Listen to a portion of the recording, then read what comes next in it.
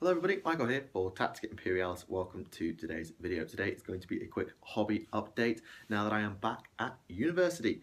I'm in the last 8 weeks now. The date of your watching will be the 11th of April and my last exam is the 6th of June. So I basically have 2 months left of university, which is obscene how fast the time has gone. I mean, it doesn't feel like yesterday I was sat here recording my first ever video in this place. And I'm going to be moving out in 2 months and a bit. Man, I know. So today I want to bring you a hobby update for the new project that I have started for this little period. Now, as I said, I finished An Elf Adventure for now. I've left my elves at home. For ease of transport when it comes to moving back home in summer, I've left my elves at home. I'm not going to be playing Age of Sigmar at all. The only elves that are here with me are my Sisters of Avalon because I forgot them when I brought them home at Easter. I forgot to bring them home at Easter. So what I've got with me is my orcs, and they're going to be my main gaming army. So if you want some after-action reports, I will bring those to you, of course. But I have started a brand new army, and some of you might work out what it is. I'll give you 5 seconds just to think about it.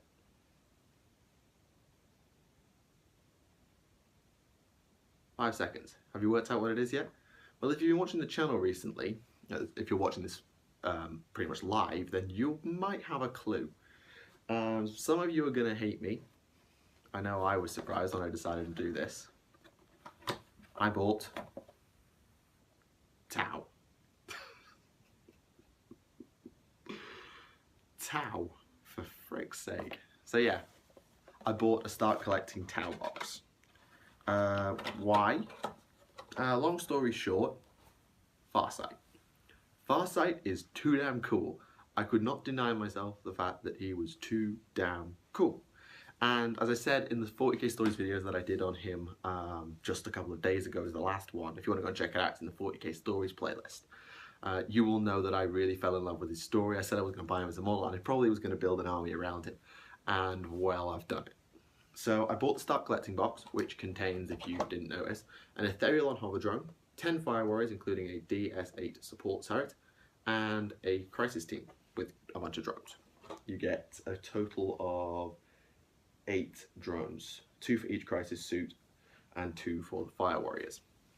So it's a really good value box. The reason for that is the Crisis suits as a box nowadays cost £45, which is a lot. But that box costs 50, so for £5, like a £5 note, I can get a full 10-man Fire Warrior squad, regular retail price £25, and a 10 quid Ethereal on Horror Drone for basically free, which is absolutely excellent value. So I've got that box now, and the immediate thing that you might be thinking to yourself is, well, Michael, you play Farsight, don't you? You fell in love with Farsight, so why do you have an Ethereal? I don't. I converted him. I'm going to show you the models in a second. They are almost finished. I've got 2 done. My Fire Warrior Shasui and the converted Ethereal, who I've converted to a Kadra Fireblade. Just because, well, I'm not allowed to have Ethereal, am I? I'm playing Farsight. In terms of where the army's going to go, well, I've got to build all of this first. So I'm going to get the Fire Warriors done. I'm then going to do the Crisis suits, including converting one of them to be a commander. I already have a lore name behind who that's going to be, so I've already got a plan for that. And then after that, I'm probably going to get a second box, because basically what that will do is give me a really solid core. I can then sell the Ethereal, because we have another Tau player at home. Rowan has bought Kieran's Tau, and Kieran has bought his Tyranids off, and so they just swapped armies. So Kieran's now got Nids and Rowan's got Tau. I can give the Ethereal to Rowan and have 5 Crisis suits with a commander and 20 Fire Warriors as a real good core and a Fireblade. So that's the plot plan. So there you go. Let's take a look at the models. Behold the beginnings of an army of Tau. So what we have here is the Fire Warrior Shasui and my Kadra Fireblade Ethereal conversion. I have put the light on my camera so they do show up a little better, but they are quite dark. And you've probably already noticed there's quite a bit of reflective shine on them. This is because I want the armor to be a reflective midnight blue. It kind of looks purpley on the camera as I see it, but it's meant to be, it's a midnight blue, and I've given it a coat of Ardcoat or gloss varnish, those who don't speak New Citadel paints, in order to make it shiny. It works all right on the guys, but I think its main purpose will be on battle suits. Particularly, I want to try it on the crisis suits. I think it'll really work on them.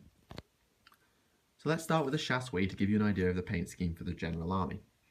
So it's blue armor with the gloss varnish with green fatigues, and then red as the sept/spot color. So I've just got the blue armor. I've done Cantor blue with a Macragge blue highlight, and then done the varnish.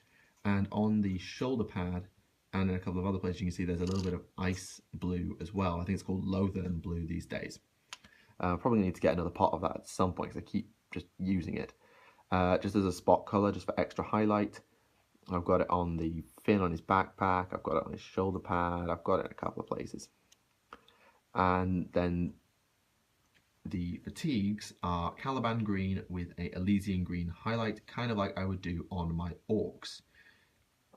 Now the red is the Farsight Enclave's sept color, so that's why that exists. And I didn't really know what to do with it, so I've got it on the central part of the torso, of course.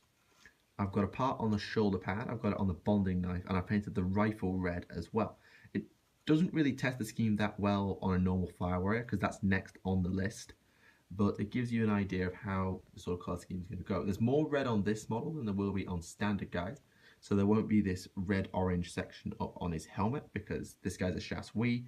The leg components will probably be missing red, and the top section / this section of the shoulder pad will also have no red.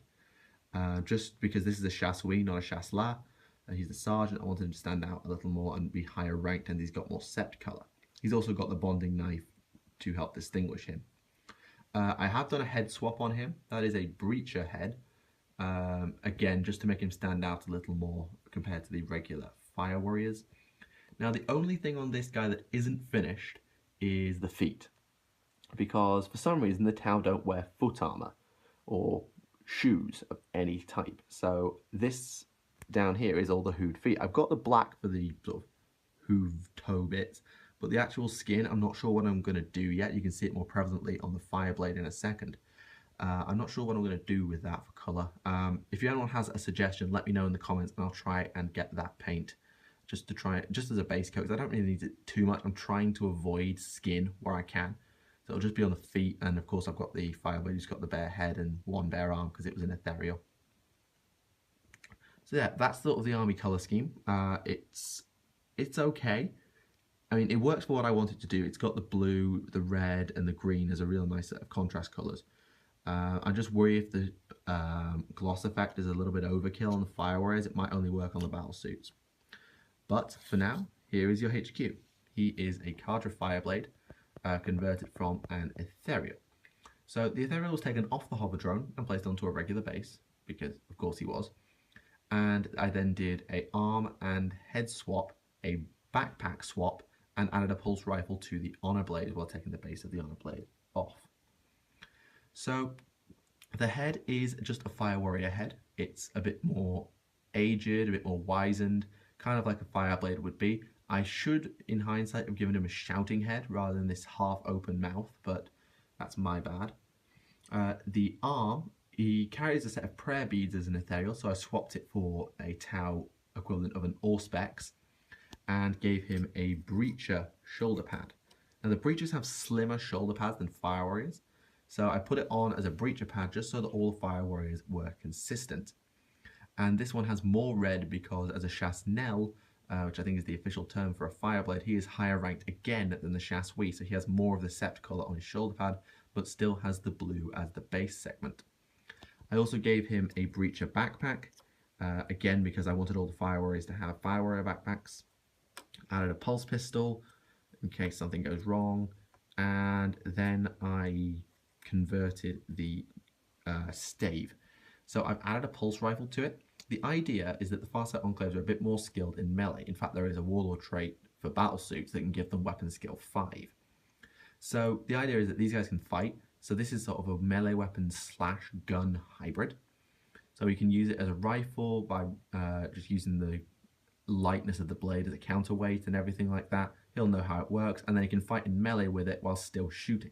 So you can imagine he's doing a downswing, and then he just swivels the staff around and shoots someone behind him at point blank range, or something like that. Now, in hindsight, I probably should have put this the other way. So flip this through 180 degrees, kind of like that, so as the trigger was the other way, just because it makes more sense for his hand getting a grip on it. That was my bad. I stuffed up. But I'm pretty happy with it, and it makes it work that it is a fire blade. Now, you could probably use it as an ethereal if you really wanted to, but you can clearly tell that it's not an ethereal as well. So I painted him in the same colour scheme, just with more red. So he's got the red on his chest plate, although the rest of his arm, like his back area, is all blue. The green of the fatigues, he doesn't have any because it's really an ethereal. He's got the robes. So I've done him with the dark green robes and then the Elysian green as the highlight, as the edge highlight. And then the red I've done on the lining of the cloak, the armor, the gun, his headpiece, or his head like receiver, and then of course on the shoulder pad.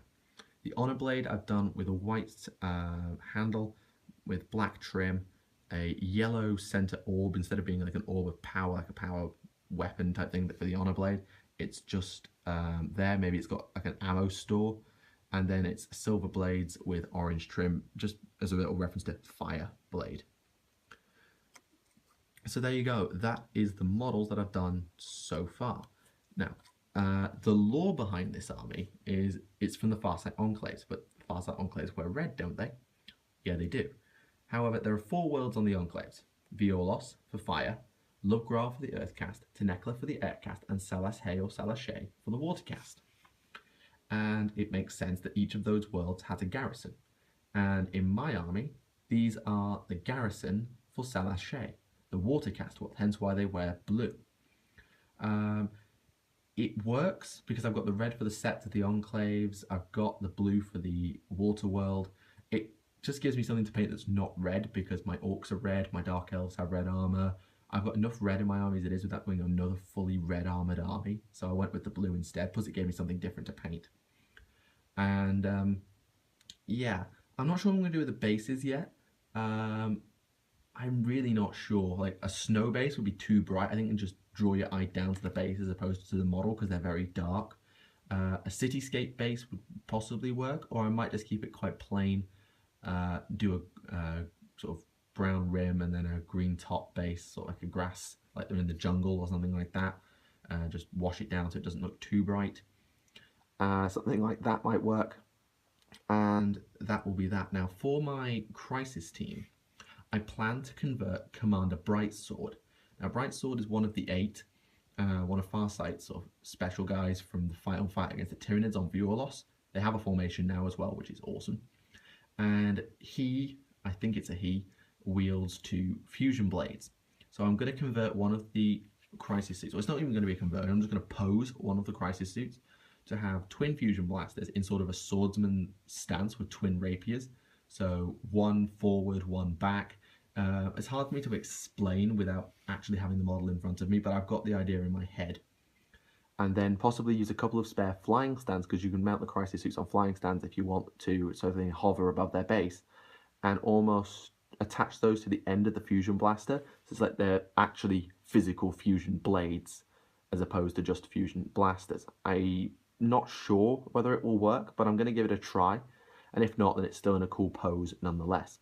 The other 2 Crisis suits I will leave customizable, so one of them will probably wield plasma plus missile, and the other will probably wield flamer and burst cannon. I'll work something out just so I have a mix of weapons in that squad. And of course, Brightstorm has a set of equipment in the Enclave's book, but as a chasseur, not a chassel or a chasseau, you are lacking 1 weapon slot and no signature slot. So she will have to obviously, or he will have to be used in a certain way when not Commander Brightstorm, and I use the Fireblade as HQ, or when I eventually get Farsight and add him to the army. So yeah, that's where we are at. So the plan going forward is to complete this box, maybe get a second box, so I have enough stuff, because it's just basically going to be 2 free Fire Warrior squads by getting these boxes. And I've got a free Fireblade out of it as well, and I can sell on an Ethereal.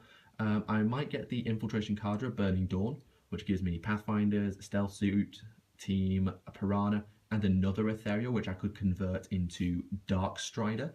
Using the Pathfinder components, I could make a Dark Strider if I wanted to. Although I'll probably buy him individually. I'll of course get Farsight, and I'll probably round out with a Riptide for Ovesa. So that will give me a big Crisis team, Farsight, between 2 and 4 Fire Warrior teams, a Fireblade, and a Riptide. I could then answer Broadsides for Oblotai 9-0. It would also, if I get the Infiltration card, I'd give it some Pathfinders, a Piranha, some Stealth. I have a bunch of options if I do that. And at some point I will be doing a Tau Codex review, so we can look over what the Tau brings to the table these days in 7th edition, and then we'll get the Farsight Enclave supplement and review that as well.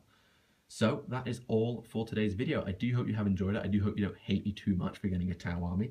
Let me know what you think of the paint scheme in the comments below, and a suggestion on what sort of thing to do for Tau skin would be much appreciated. So thank you very much for watching. My name is Michael for Tactica Imperialis. Until the next time, I'll see you all again. Bye for now.